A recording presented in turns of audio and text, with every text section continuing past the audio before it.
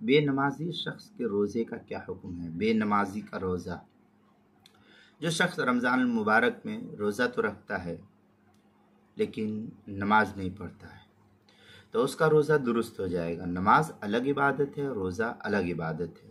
روزے رکھے یا نہ رکھے نماز پر کوئی اثر نہیں پڑتا، اور نماز پڑھے یا نہ پڑھے روزے پر اس کا کوئی اثر نہیں پڑتا ہے، اس کا روزہ درست ہو جائے گا۔ نماز نہ پڑھنے کا اس کو گناہ الگ ہوگا کہ اس نے نماز نہیں پڑھی۔ اب اللہ کو کیا گناہ دینا وہ اللہ جانتا ہے، ہمیں اس بحث میں نہیں پڑھنا ہے۔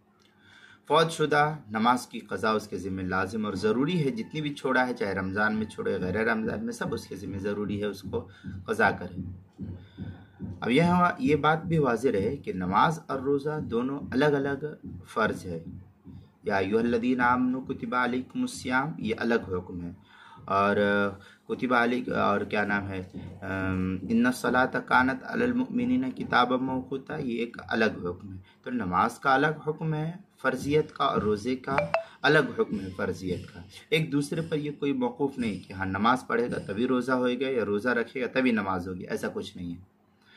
روزہ رکھنے کی صورت میں روزے کی گرفت سے بچ جائے گا، اور نماز نہ پڑھنے کی وجہ سے انسان جو ہے اس مصیبت میں گرفتار ہو جائے گا، اور اس کو جو ہے نماز نہیں پڑھا تو نماز کا گناہ ہوگا، اور روزہ نہیں رکھا تو روزے کا گناہ ہوگا۔